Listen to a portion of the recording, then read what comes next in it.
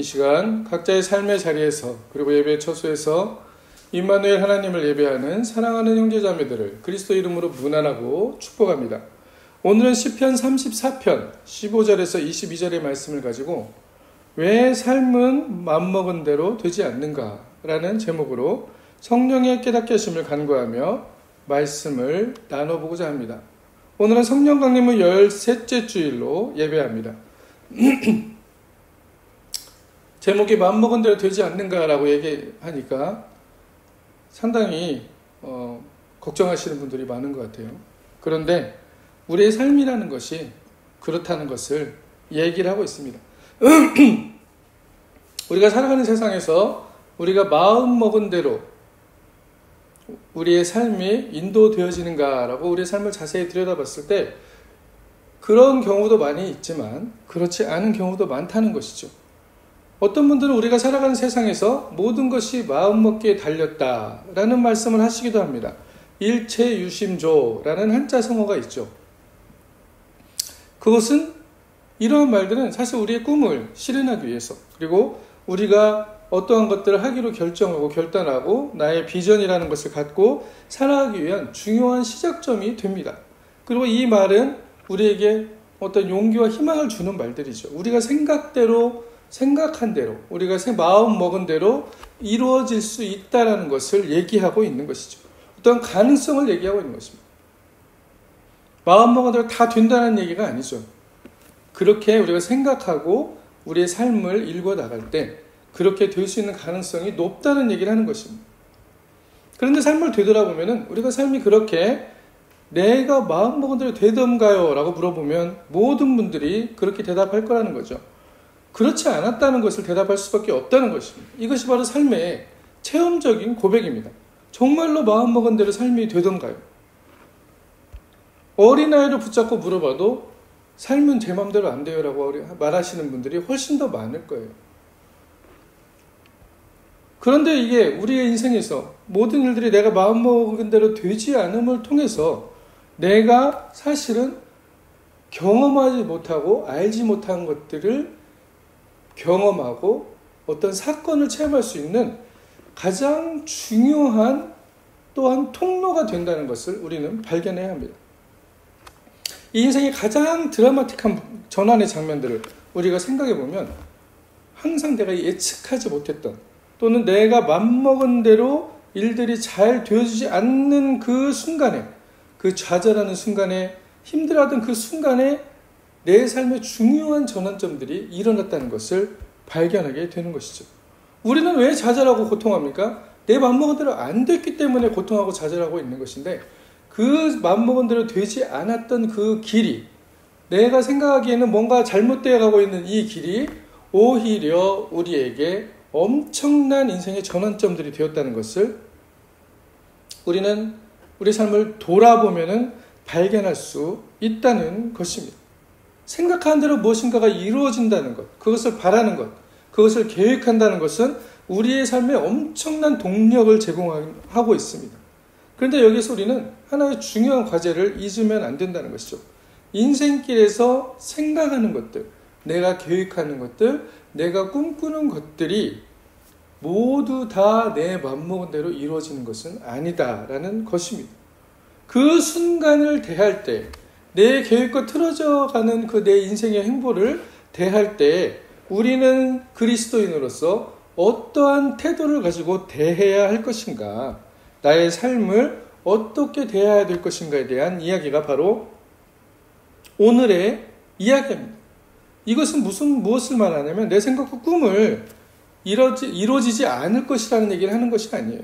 내가 알지 못하는 어떤 사건들이 내 삶에 들어올 때, 내가 계획하지 못했던, 예측하지 못했던 사건들이 내 삶에 침투에 들어올 때 이것이 과연 나의 삶에 어떤 의미로 다가오는가를, 그리고 이러한 일들을, 이러한 우리가 계획하지 않았던 예측 불허의 일들을 우리가 어떠한 태도로 그리스도인들은 대해야 할 것인가에 대한 말을 하는 것입니다. 우리는 어떠한 태도로 이런 것들을 대해야 될까요? 내가 맘먹은 대로 안 되는 그 순간에도 우리는 나의 삶을 이끌고 계시는 그 하나님에 대한 신뢰까지도 우리의 삶을 계획하고 살아가는 것이 내가 하는 것이 전부가 아님을, 나의 한계들을 우리는 인정하면서 하나님의 그 이끄심을 끝까지 신뢰하는 그러한 삶의 태도가 바로 그리스도인들이 가져야 된다는 것입니다. 우리는 가끔씩 내 계획과 내 삶의 비전들을 이루기 위해서 아주 많은 마음을 쓰며 그 마음 부림이 오히려 우리의 삶에 엄청난 마이너스를, 또 나의 삶에 어떤 안 좋은 역할들을 할 때가 참 많은 것들을 또한 발견을 해요. 안 됐기 때문에 괴롭고, 돼야 되기 때문에 불안하고, 이것이 안 되면 어쩌냐 하고 두려워하고, 이러한 일들이 생기는 것이죠. 그리고 그런 것들이 우리의 마음 부림에서만 되는 것이 아니고 이제 그것이 삶에서 하나의 몸부림으로 되어지는 것입니다. 어떻게든 이것이 이루어져야 된다. 어떻게든 이것을 우리는 만들어 가야 된다. 이 노력이 우리에게 삶을 이끌어가는데 필요한 것입니다. 하지만 그러한 노력에도 불구하고 우리의 삶에서 다른 결과가 나타났을 때 그 결과 안에는 결과를 통해서 우리가 실망하고 좌절하고 하나님을 원망하고 불평하는 것이 아닌 오히려 그 순간에 하나님께서 훨씬 더 놀라운 일들을 우리를 통해 계획하고 있다는 것을 알아야 된다는 것이죠. 오늘을 살아가는 우리 그리스도인들은 나의 유심일체, 내가 생각하는 유심일체가 아닙니다. 생각 맘먹기에 달렸다는 말은 내가 가지고 있는 마음대로 되어진다는 의미로 유심일체라는 것을 받아들이면 안 된다는 것이죠. 그리스도인들이 말하는 유심절체는 하나님과 내 생각들이 같이 동일하게 맞닥뜨려졌을 때 그것들이 이루어진다는 것을 의미하는 것으로 우리는 받아들여야 된다는 것입니다.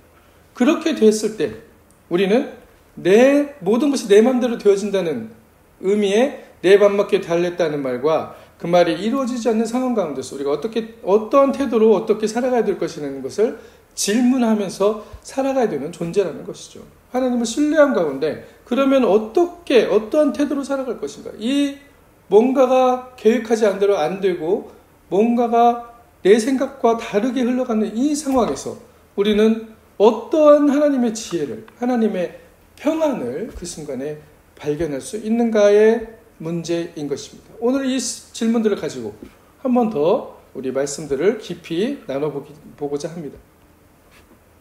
그래서 현대는 이성적이고 과학적이라는 말에 상당한 신뢰를 보입니다. 인간이 생각하는 존재라고 파스칼이 생각하는 갈대라고 그랬죠. 인간은 생각하는 갈대라고 그랬고, 또 데카르트는 나는 생각한다 고로 존재한다 라는 엄청난 계몽주의의, 이성주의의 시작을 알리는 명제를 가지고 인간에 대한 새로운 성찰들을 끌어냈습니다. 이성적으로 자연으로부터 어떤 법칙을 발견하고 그 법칙을 이용해서 수많은 문명을 발전시키며 과학이라는 것들이 엄청난 위치를 차지하게 되었습니다. 이성이라는 것들이 엄청난 위치를 차지하게 됐어요. 사람들은 이성적이고 과학적이라는 말이 마치 진리에 가깝다고 생각합니다. 진리라고 생각하는 사람이 많아요.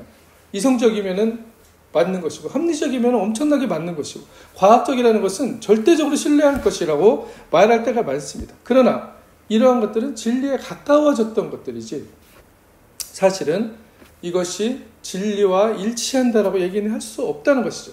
과학이 말하는 법칙들은 수많은 우리가 알 수 없는 자연들의 현상 중에서 삶의 정황 중에서 어떤 일부만을 규칙적인 것들을 발견해서 어떤 법칙으로 만들어낸 것이기 때문입니다. 그렇기 때문에 과학은 이미 그 부분에 대해서 손을 들었어요. 우리가 말하는 것은 언제나 바뀌어질 수가 있다라고 과학은 이미 얘기를 하고 있습니다. 근데 우리는 착각을 하고 있죠. 과학적이라는 것은 무조건 이미 드러난 이것은 무조건 정답이야라고 얘기를 하는 것이에요. 그것은 상당히 우리가 과학이나 이성에 대해서 잘못 이해하고 있는 부분 중에 하나라는 것입니다. 이것은 결국 어떠한 것을 반영하냐면 내가 아는 것이, 내가 발견한 것이 전부야 라고 말하는 것, 우리가 삶에서 말하는 것과 비슷한 것이에요.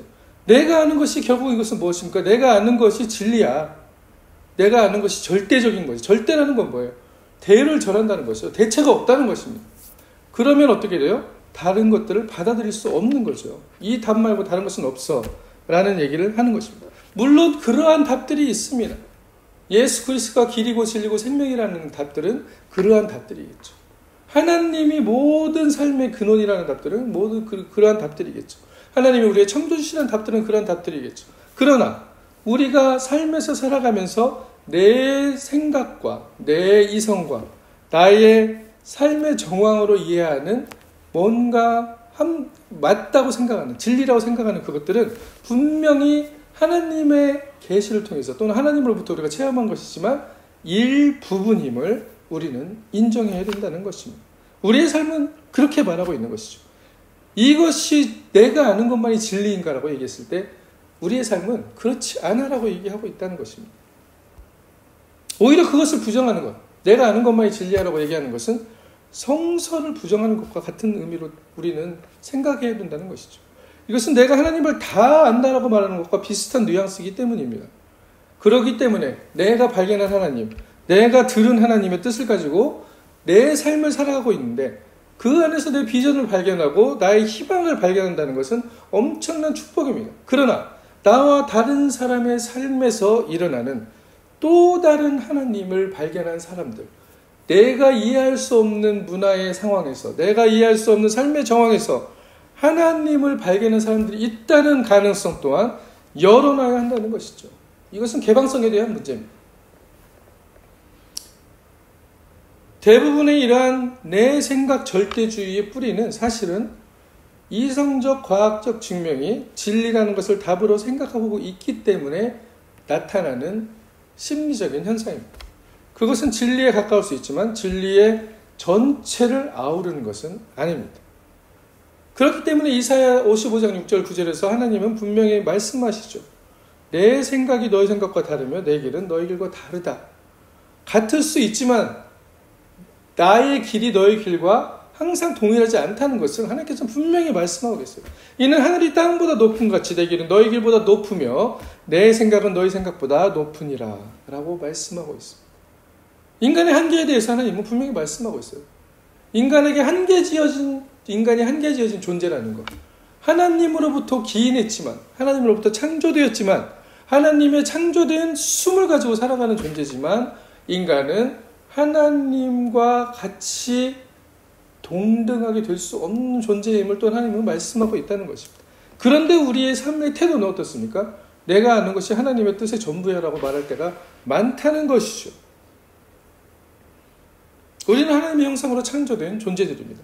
그렇게 우리의 지혜로 우리는 하나님처럼 되고자 선과 악을 알게 하는 그 나무의 열매를 따먹은 것이죠. 그러면서 어떻게 됐습니까? 하나님처럼 되었나요? 하나님과 같이 되었습니까? 하나님의 지혜를 통달했습니까? 그렇지 않습니다. 오히려 타락한 지혜를 가지고 살아가며 왜곡된 지혜를 가지고 하나님의 그 온전한 형상에 그 기인했던 그 최초의 그 인간들은 왜곡되어지고 하나님으로부터 분리된 존재들이 되어버렸다는 것이죠. 그럼에도 불구하고 우리 안에 남아있는 하나님의 형상은 우리를 하나님으로, 하나님께로 다시 이끌어가는 그런 역할들을 하고 있습니다. 우리가 무언가를 추구하고, 무언가 진리를 추구하고, 뭔가 참된 것을 추구하고 있는 이 우리의 삶의 모습들, 삶의 의미를 추구하는 이런 모습들은 바로 우리 안에 남아있는 하나님의 그 형상들이, 내 안에 숨쉬고 있는 하나님의 숨이 우리를 그렇게 우리의 존재의 근원으로 이끌어가고 있다는 것을 또한 보여주고 있는 것이에요.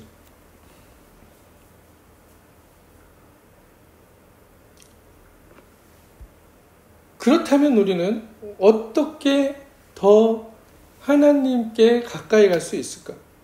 이것을 향한 출발은 앞에서 우리가 얘기한 것처럼 인간의 지혜의 한계와 불완전을 인정하는 데서 시작하는 것입니다.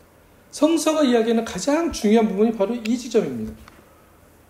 왜 하나님께서 에덴의 동산의 중앙에 선과 악을 알게 하는 나무와 생명나무를 심어놓고 접근하지 못하도록 해놨을까요?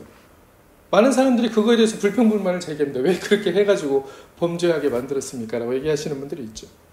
그것은 분명히 하나님과 인간의 관계에서 드러나는 존재의 근원이신 하나님과 우리 존재 사이에 있는 어떠한 넘을 수 없는 한계성에 대해서 또한 하나님은 말씀하고 있는 것이죠. 하나님과 같이 되어질 수 없지만 또한 하나님의 거룩함에 참여하는 자들입니다. 신과 같이 또한 되어질 수 있는 자들은 어떻게 될 수 있습니까? 하나님을 통해서만 하나님께 연결될 수 있는 자들이라는 것이죠. 근데 우리는 그것을 내 스스로 뛰어넘으려고 했던 것입니다. 나의 노력으로 뛰어넘으려고 했던 것이죠.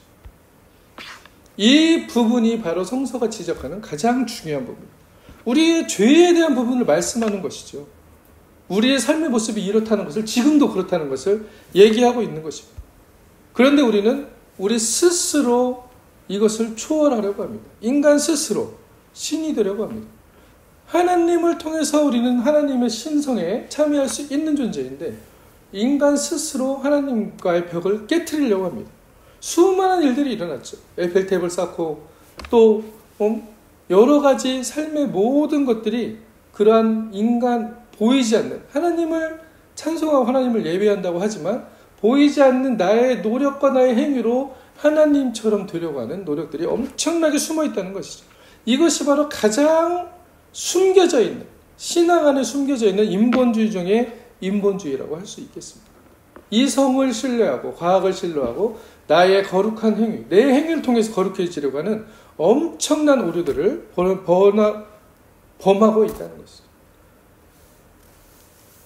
마틴 루터가 그 부분에서 로만 캐톨릭의 그 모든 것들이 공로로, 자신의 공로로 뭔가를 해서 100번 기도해서 공격을 쌓고 또 누구를 무슨 어디 성 베드로 성당 계단을 무릎 꿇고 올라가면서 주기도문을 한 번 외우고 올라가고 한 번 외우고 올라가고 이렇게 할 때마다 천국에 나의 공적이 쌓여서 나의 죽어있는 내 친척들이 천국에 가고 이러한 얘기들이 일어날 때마다 마틴 루터는 번민하고 고민했던 거죠. 과연 이것이 신앙인가? 그러면서 그가 깨달았던 것이 무엇입니까? 로마서에 오직 의인은 믿음으로 말미암아 살리라. 어떤 것을 믿는 거예요? 하나님의 은혜로만 우리가 하나님께 갈 수 있다는 것을 믿는 거예요. 하나님의 은혜는 무엇입니까? 예수 그리스도가 우리를 위해서 돌아가셨고 내가 내 죄를 사할 수 없기 때문에 그리스도를 통해서 우리가 하나님께 다시 연결되어지고 회복되어진 존재가 된다는 것을 말하고 있는 것이죠. 요한일서 1장 8절에 10절에 보면 그렇기 때문에 하나님은 분명히 우리에게 증거해주고 있습니다. 요한일서 1장 8절에 10절 같이 한번 읽어보겠습니다. 만일 우리가 죄 없다고 말하면 스스로 속이고 또 진리가 우리 속에 있지 아니할 것이요 만일 우리가 죄를 자백하면 그는 미쁘시고 의로우사 우리 죄를 사하시며 우리를 모든 불의에서 깨끗게 하실 것이요 만일 우리가 범죄하지 아니었다 하면 하나님을 거짓말하는 이로 만드는 것이니 또한 그의 말씀이 우리 속에 있지 아니하니라. 아멘. 우리는 수많은 기도 가운데 신앙생활 가운데 내가 죄인이라고 고백합니다.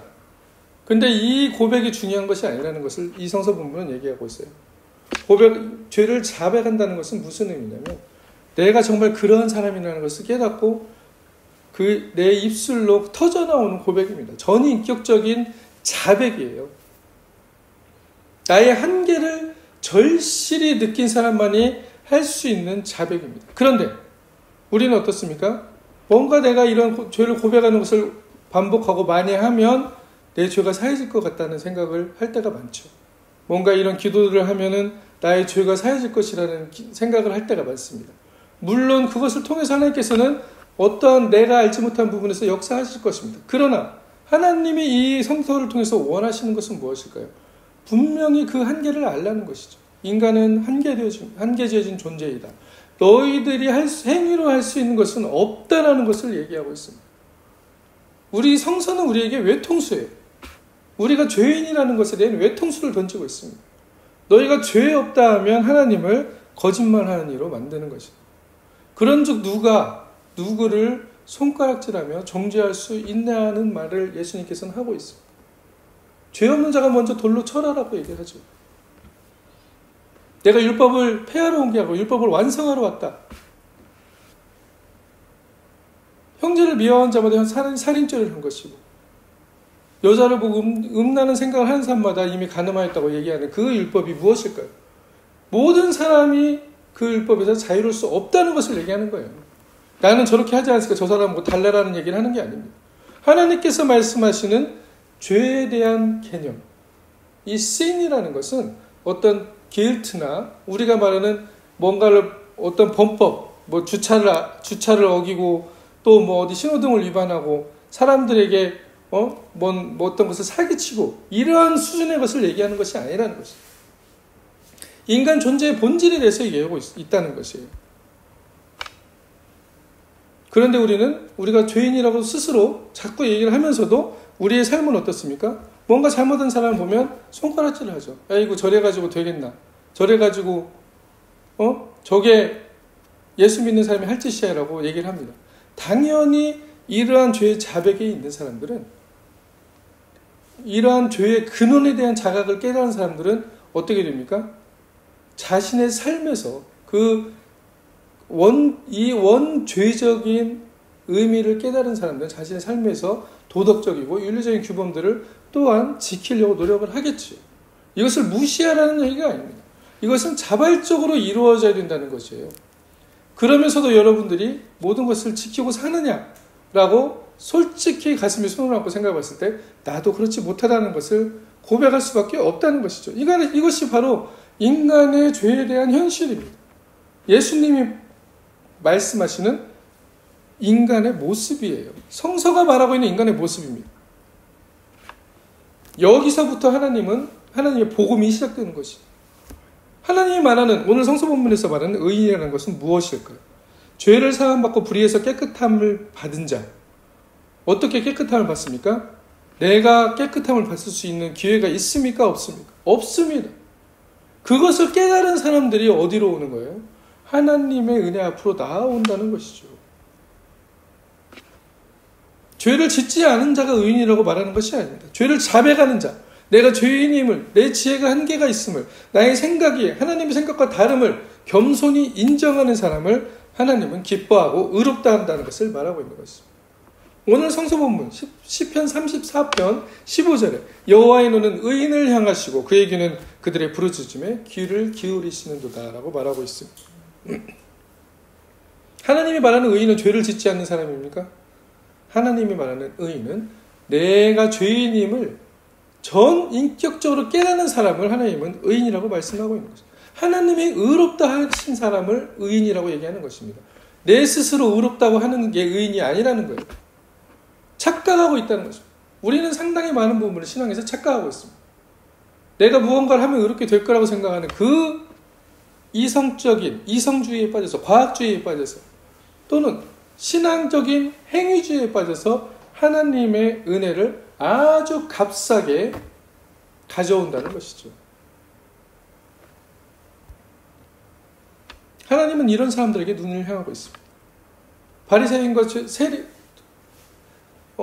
세리가 기도할 때 어땠습니까? 바리새인은 저 사람 같지 않음을 감사합니다. 저렇게 살고 있지 않음을 감사합니다. 나는 11조를 하고, 나는 매일 기도를 하고, 나는 매일 정결의식을 행하고 주님 감사합니다. 거리에서 두 손을 들고 기도하는 사람이었어요. 세리는 어떻습니까? 저 구석에 숨어서 주여 나를 불쌍히 여기시옵소서라고 나는 죄인입니다라고 고백했던 사람입니다. 하나님께서는 세리의 기도가 하나님께서 받음이 되었다라고 성서에서는 말하고 있는 것입니다. 복음의 시작이 이렇습니다. 기쁜 소식이라는 것은, 굿 뉴스라는 것은 우리의 이성이 중시되고 우리의 생각으로 진리의 전부를 발견할 수 있을 것만 같은 인간의 지혜의 자만을 내려놓는 것이죠. 그 한계를 발견하는 것입니다.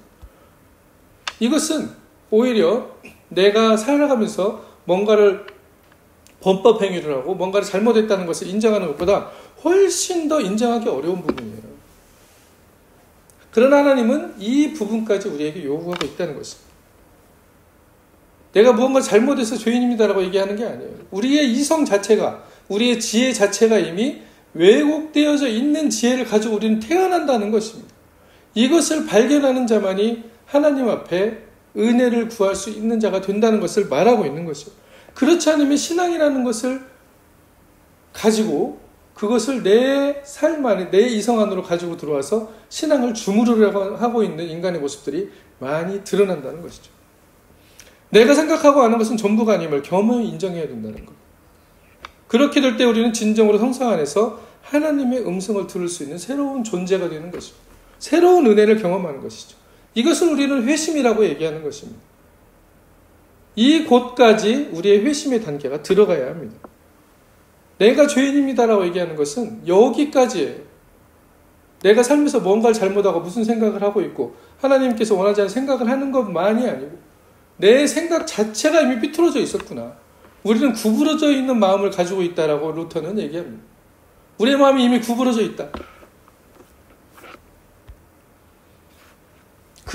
그러한 회심이 없이 읽어가는 성경, 그러한 회심이 없이 드리는 찬송, 예배는 결국 나의 지혜를 찬송하고 나의 지혜로 하나님의 음성을 착각하는 우상 숭배가 될 가능성이 농후해진다는 것을 성서는 수많은 이스라엘의 이야기를 통해서도 보여주고 있습니다.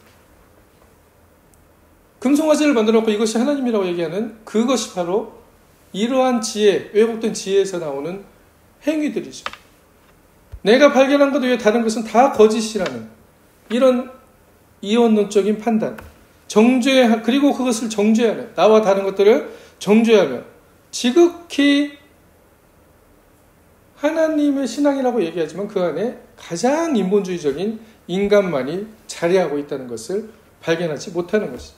인간의 전 역사와 현대 시대를 살아가는 우리의 삶의 모습들을 엄청나게 잘 반영하고 있는 것이 바로 성서의 이야기들입니다. 오늘 성서 본문에서 뭐라 그래요? 그래서 아까 말씀드린 이사야 55장 6절에서 9절을 보시면 너희는 여호와를 만남할 때에 찾으라, 가까이 계실 때에 부르라, 악인은 그의 길을, 불의한 자는 그의 생각을 버리고 여호와께로 돌아오라, 그러면 그가 긍휼히 여기시리라 라고 얘기했습니다. 여기서 말하는 생각이라는 것은 무엇일까요? 그냥 내가 생각하는 생각일까요? 하나님의 율법에 맞지 않는 그런 생각들일까요? 그 생각은 어디에서 나오는 것일까요? 라고 했을 때 우리는 이미 구부러진 지혜를 가지고 있구나, 왜곡된 지혜를 가지고 있다는 것을 절실히 느끼며 내 지혜로 하나님을 발견할 수 없다는 것을 인정하는 그 한계를 발견하는 그 순간이 바로 하나님의 은혜의 빛을 바라볼 수 있는 순간이라는 것입니다. 우리의 눈을 뜨여지는 순간이라는 것이에요. 복음이 복음으로 받아들여지는 순간입니다. 여호와의 눈이 의인을 향한다는 것은 바로 하나님의 눈이 의인을 향한다는 이 의인은 이러한 자들을 의인이라고 하나님께서 말씀하고 있는 것입니다. 죄를 안 짓는 사람이 의인이 아니고 죄를 자백하는 사람이 하나님 앞에 의인이라는 것입니다.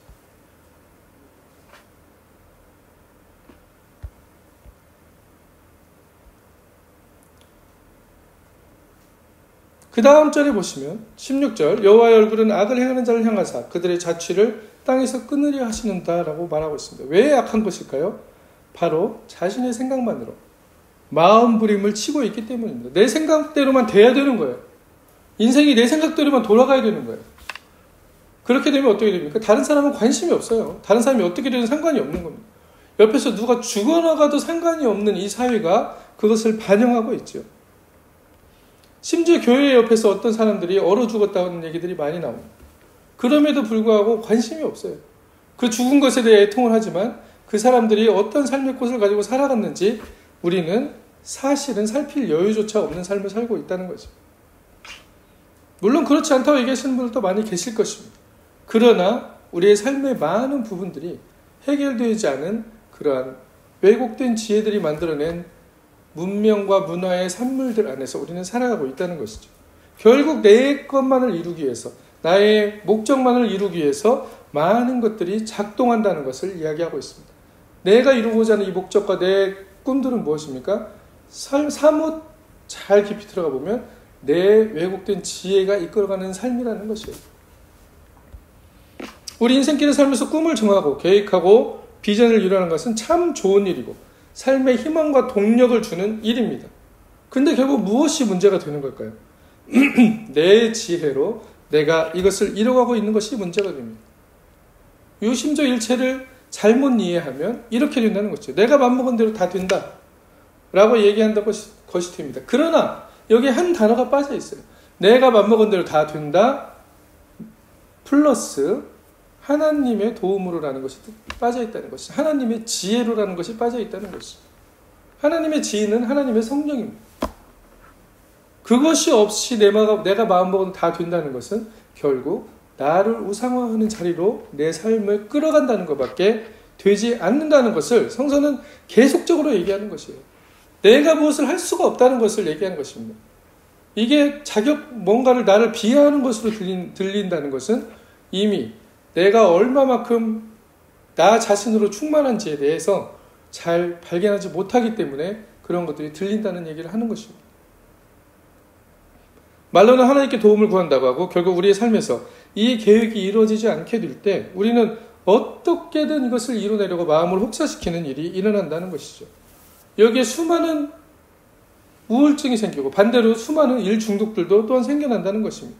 성공의 기준을 이렇게 사람들 앞에서 뭔가가 더 높아지고 더 유명해지고 또 돈이 많아지고 다른 사람보다 권력이 많은 것을 가지고 우리의 삶의 가치들을 찾아가고 있기 때문에 이 기준에서 다른 사람들을 비교하고 그 안에서 모든 것들을 이뤄가려고 하고 있기 때문에 우리가 계획하고 기획하는 대로 내 삶이 이루어져야 된다는 그것을 계속적으로 고집하게 된다는 것이죠.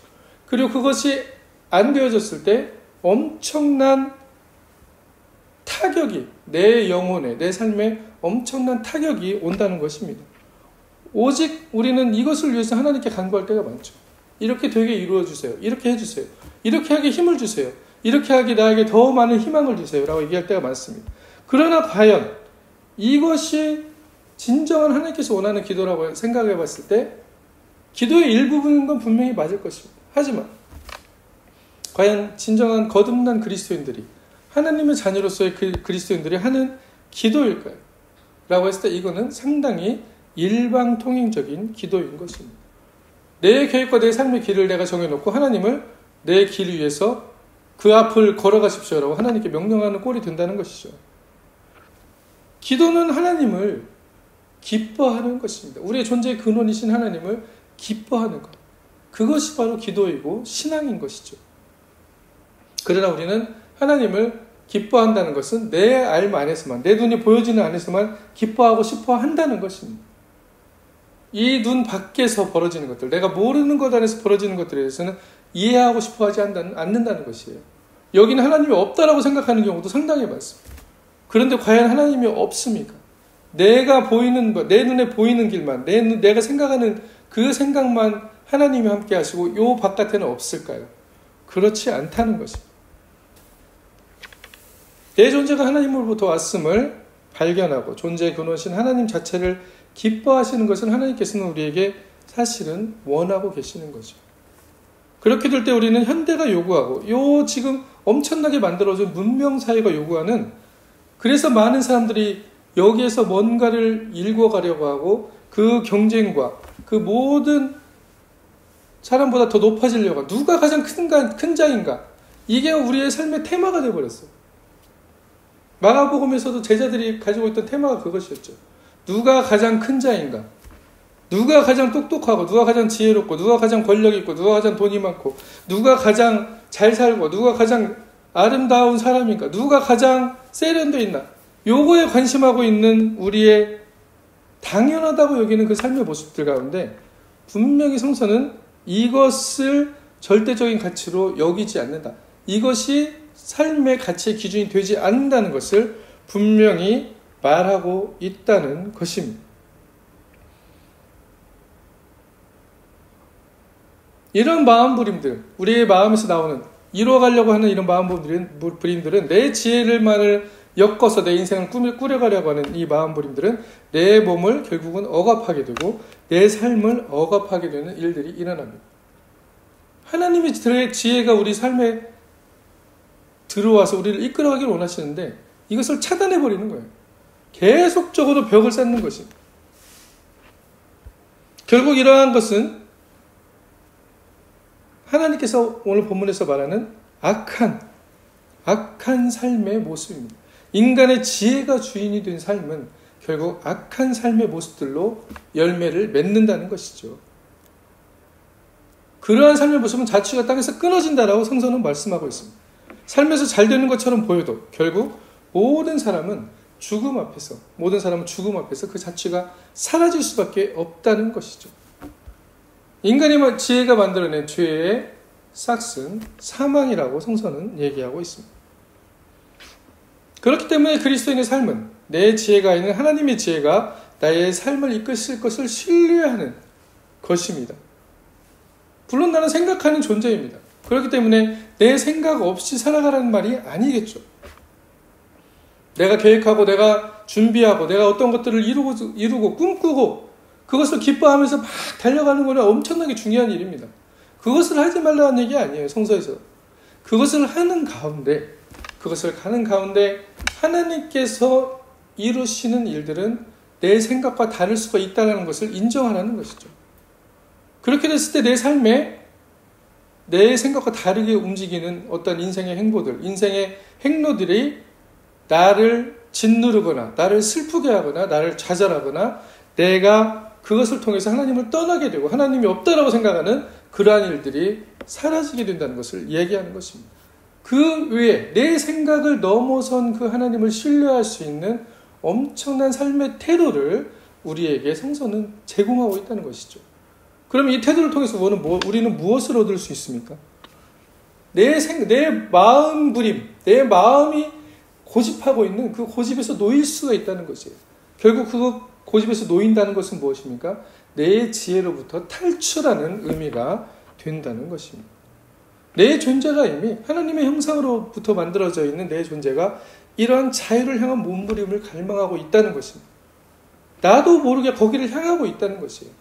그렇기 때문에 우리의 몸이 오히려 반응합니다. 마음이 아프면 몸이 반응을 한다는 것이죠. 마음이 아프다는 것은 그러한 의미예요. 잡고 있는 것을 놓지 못하는 거예요. 내 마음이 계획한 것, 내가 생각한 것만이 돼야 된다라고 집착하고 있는 그 집착의 농도가 다를 뿐이지 모든 사람들이 거기에 매달려 있다는 것을 성서는 이야기하고 있습니다. 시편 34편 17절 오늘 본문에 의인이 부르짖으매 여호와께서 들으시고 그들의 모든 환난에서 건지셨도다. 여호와는 마음이 상한 자를 가까이 하시고 충심으로 통회하는 자를 구원하시는도다 라고 말씀하고 있습니다.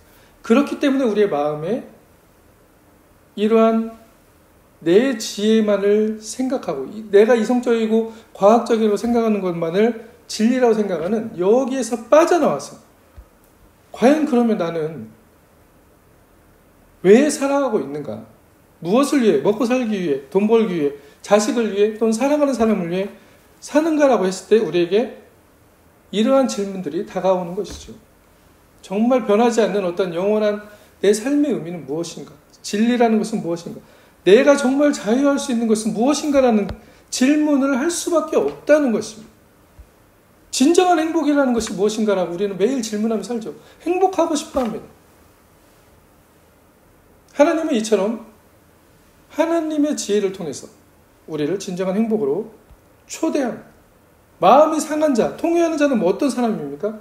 이러한 사람들이에요. 내가 정말 이러한 한계를 가지고 있구나. 내 지혜가 만들어낸 삶의 결과물들이 이렇구나. 어떻습니까? 내 것만 돼야 되고 다른 사람들에 대해서는 돌아볼 수 없는 그러한 마음가짐을 가지고 있다는 것이죠. 우리는 근본적으로 그렇다는 얘기를 하고 있습니다. 거기서 벗어날 수 있는 길, 나의 눈을 들어서 이웃에 향하고 내 몸을 정말로 이웃을 위해 또 이웃이 나의 몸같이 살아갈 수 있는 그 성서의 구절, 정말 불가능한 것 같은 그 성서의 구절을 우리의 삶에서 조금씩 이뤄갈 수 있는 그 능력은 바로 여기에 있다는 것입니다. 하나님의 지혜에 있다. 이것을 발견하고 내 지혜가 만들어낸 삶의 꼴들이 이렇군요라고 발견하며 마음이 상하고 중심으로 통회하는 자를 하나님은 가까이 하신다라고 말씀하고 있습니다.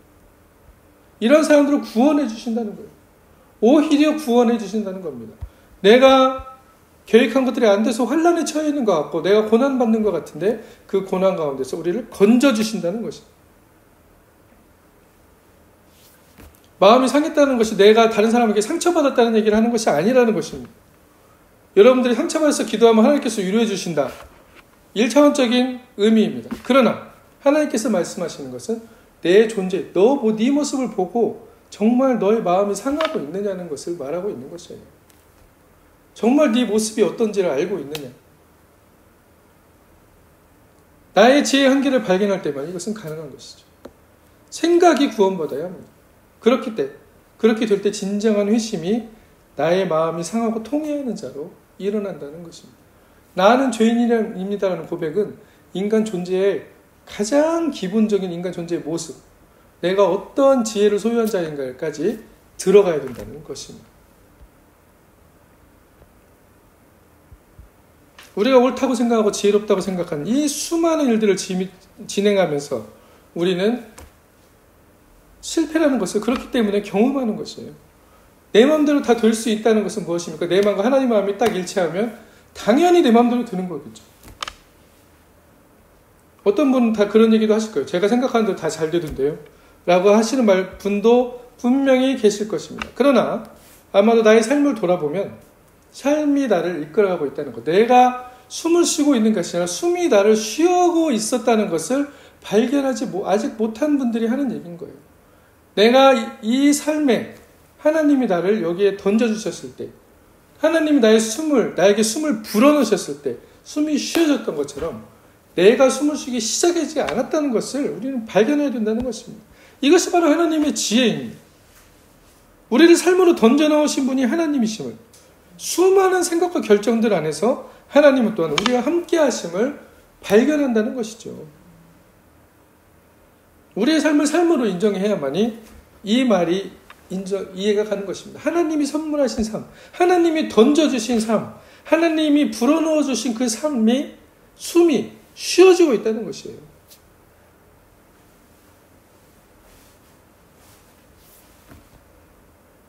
눈앞에 하나님의 숨이 지금도 쉬어지고 있는데 하나님이 죄를 지으면 떠나고 내가 죄를 안 지으면 다시 돌아오신다고 말하는 그러한 아주 교리적인 답을 가지고 계신 분들이 계시죠.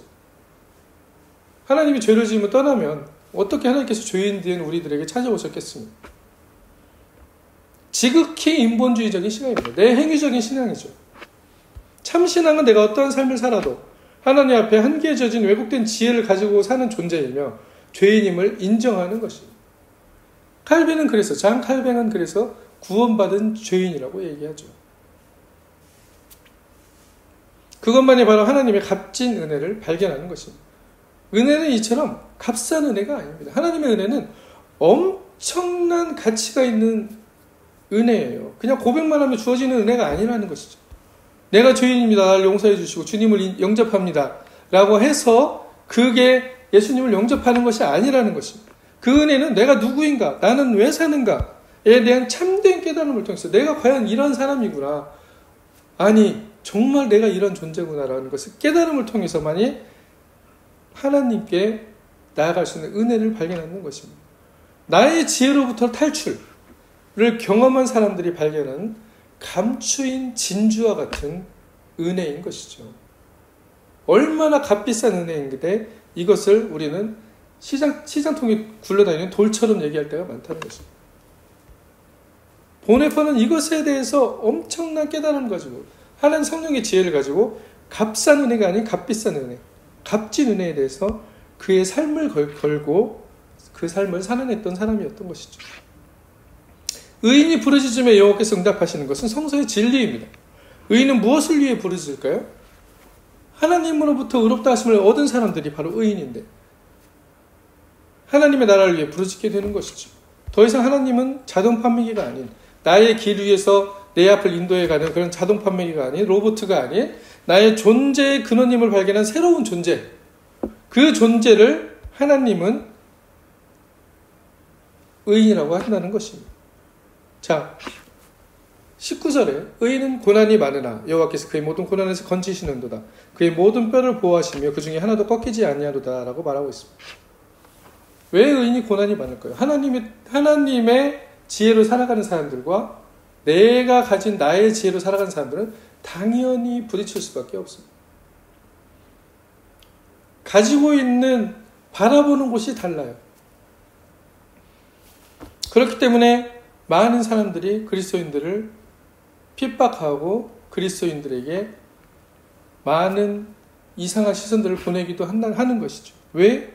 그렇게 우리는 고난을 받을 수밖에 없는 존재들입니다. 이 세상에 살아가는 동안에는 하나님 앞에 하나님의 자녀로 살아간다는 것은 즉 고난을 또한 의미한다는 것이에요. 우리는 고난을 피해가고 싶어합니다. 두려워하고 싶어합니다. 성서는 말합니다. 의인은 고난이 많다라고 분명히 얘기하고 있어요.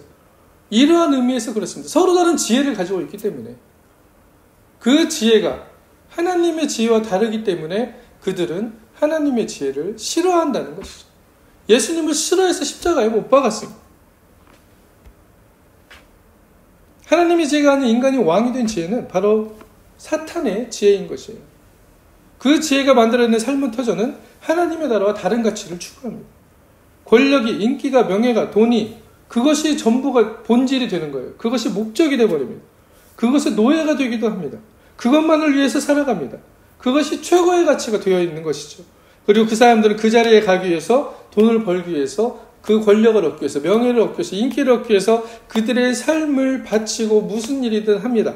그리고 그 자리에 갔을 때 그곳에는 내가 다른 사람들을 부리고 떵떵거리고 때로는 내 앞에 다른 사람들이 와서 절하고 굽신거리고 이러한 삶을 살 수 있겠구나라고 생각하면서 그것을 꿈꾸며 살아가죠.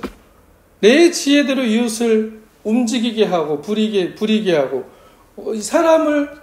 사람의 자유가 아닌 내 뜻대로 그 사람을 움직이려고 하는 엄청난 인간의 지혜가 그 속에 들어가 있다는 것입니다. 하나님은 모든 사람들을 자유하게 하세요. 그러나 인간의 지혜는 모든 사람들을 자기 밑에 종속시키고 노예화시키려고 하는 것입니다. 그것이 자유라고 속고 있습니다. 거기서부터 벗어나는 것이 자유라고 속고 있으나 결국 그 안에도 자유는 없습니다.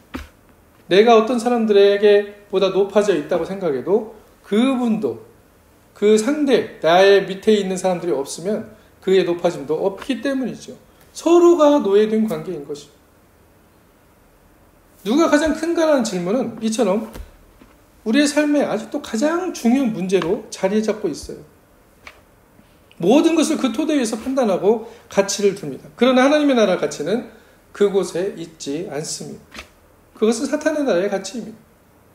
그것을 모르고 수많은 그리스도인들마저도 그 터전이 당연한 것처럼 여기며 그 가치를 달성한 사람들을 하나님이 축복은 받은 사람들이고 그렇지 않은 사람 하나님이 하나님께 죄를 지어서 저주받은 사람들이라고 생각하는 아주 심각한 오류를 범하는 사람들도 많습니다. 예수님이 가장 처음 하신 일이 무엇이에요? 광야에 나가서 사탄의 이 가장 오래된 가치, 권세와 명예를 광야에서 스스로 깨트려 버리십니다. 하나님의 말씀으로 깨트려 버리시죠. 마가복음 10장 42절에 45절에 예수님께서 그렇기 때문에 이렇게 말씀하십니다. 예수께서 불러다가 이르시되 이방인의 집권자들이 그들을 임으로 주관하고 그 고관들이 그렇게 번세 부리는 줄을 너희가 알거니와 너희 중에는 그렇지 않을지니 너희 중에 누구든지 크고자 하는 자는 너희를 섬기는 자가 되고 너희 중에 누구든지 으뜸이 되고자 하는 자는 모든 사람이 종이 되어야 하리라. 인자가 온 것은 섬기려 받으려 함이 아니라 도리어 섬기려 하고 자기 목숨을 다른 사람의 대속물로 주려 함이니라라고 말씀하고 있습니다. 이것을 볼 때만 해도 우리의 삶의 가치와 하나님의 나라의 가치는 전혀 다릅니다. 권세를 부리고 그들을 임으로 주관하고 이게 바로 우리의 모습이에요. 그걸 하고 싶어요.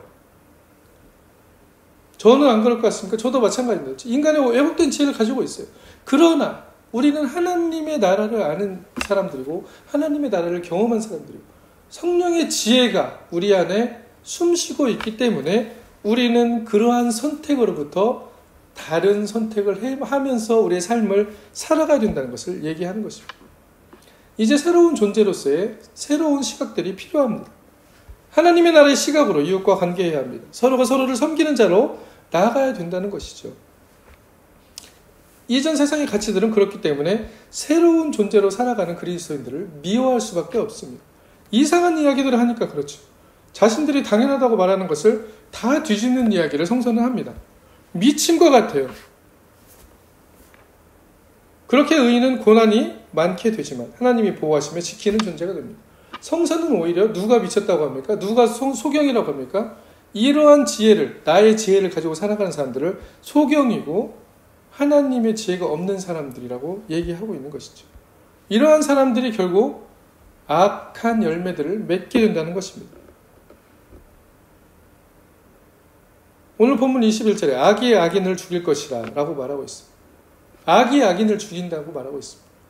스스로 자기가 지혜롭고 내가 잘 되는 것 같지만 그것이 나를 죽인다는 얘기를 하고 있는 것입니다. 의인을 미워하는 자는 벌을 받으리로다. 여호와께서 그들의 종의 영혼을 속량하시나니 그에게 피하는 자는 다 벌을 받지 아니하리로다. 하나님의 은혜에 대해서 이야기하고 있습니다. 우리의 지혜에서 하나님의 은혜로 옮겨짐을 이야기하고 있습니다. 하나님의 의인과 악인의 구별은 바로 여기에 있습니다. 죄를 짓고 안 짓고에 있는 것이 아니에요. 우리가 착각하고 있습니다. 죄를 지으면 하나님께 죄인이고 죄를 안 지으면 의인이라고 착각하고 있지만 하나님 앞에는 모두 다 죄인이라고 했어요. 하나님 앞에 내가 죄인임을 진정으로 발견한 자, 내가 누구인지를 나는 누구인가, 내 존재가 어떤 존재인가, 내 지혜가 왜곡된 지혜임을 발견한 자, 그 지혜가 만들어낸 수많은 삶의 결과들이 하나님의 나라를 향한 결과들이 아니었음을 발견하고 통회하고 참여하는 자에게 하나님은 은혜를 베푸시고 의인이라고 말씀하는 것이죠. 고난의 길을 걷고 계시는 것 같습니다. 삶이 힘들다고 생각이 되십니까? 혹시 나의 마음부림이 너무 강해서 그것이 나의 몸부림, 삶에 대한 몸부림이 되고 이 몸부림이 나를 병들게 하고 있지 않은지 생각해 보시기 바랍니다. 유심조일체는 바로 내 생각이 아닌 하나님의 생각과 나의 삶이 진정으로 이끌어가는 그런 일치된 삶을 살아갈 때 그것이 진정한 진리로 작동하게 될 것입니다.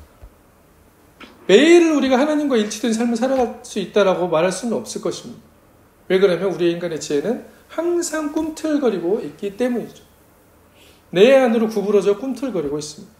여러분은 분명 하나님을 형상을 지니고 있는 특별한 존재들입니다. 그리고 여러분은 수많은 일들을 그리고 그것들을 꿈을 가짐으로 여러분의 비전을 가짐으로 이뤄낼 수 있는 능력을 소유한 자들입니다. 그러나 여러분의 진정한 행복의 길은 그것과 함께 내가 알지 못하는 놀라운 일을 경험할 수 있는 그 길은 바로 나의 지혜가 아닌 하나님의 지혜를 의지할 때임을 기억하시기 바랍니다. 하나님의 은혜가 얼마나 값진 것인지를 발견할 때임을 기억하시기 바랍니다.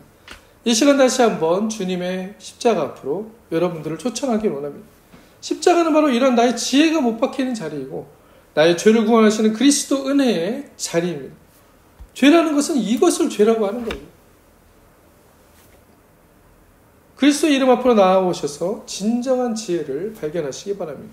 진주와 같이 감춰진 보물을 인생에 소유하시기를 바랍니다. 바로 예수 그리스도인 것이죠. 그리스도를 통해 나의 삶이 변화하고 진정한 아브라함의 복을 누리며 우리의 삶의 고통과 어려움이 와도 기쁨과 즐거움 가운데서 뿐만 아니라 고통과 어려움 가운데서도 하나님의 지혜를 통하여 진정한 보호하심과 하나님의 놀라운 복을 발견하시길 바랍니다. 의인은 고난이 많으나 여호와께서 그의 모든 고난에서 건지시는도다. 그의 모든 뼈를 보호하시며 그 중에 하나도 꺾이지 아니하도다라고 성서는 말씀하고 있습니다. 하나님의 은혜의 자리로 나아오셔서 하나님으로부터 의롭다 하심을 받는 여러분들이 되시길 바랍니다. 주님은 언제나 우리와 함께 하시고 우리에게 진정한 복으로 함께 하십니다. 우리가 죄인 되었을 때에 하나님 우리와 함께하고 계셨습니다. 지금도 우리와 함께하고 계시고 우리와 숨쉬고 계십니다. 이러한 복을 발견하시고 복의 근원이 되신 하나님과 동행하는 삶, 그 삶을 살아가시기를 예수 그리스도의 이름으로 간절히 축원합니다. 아멘.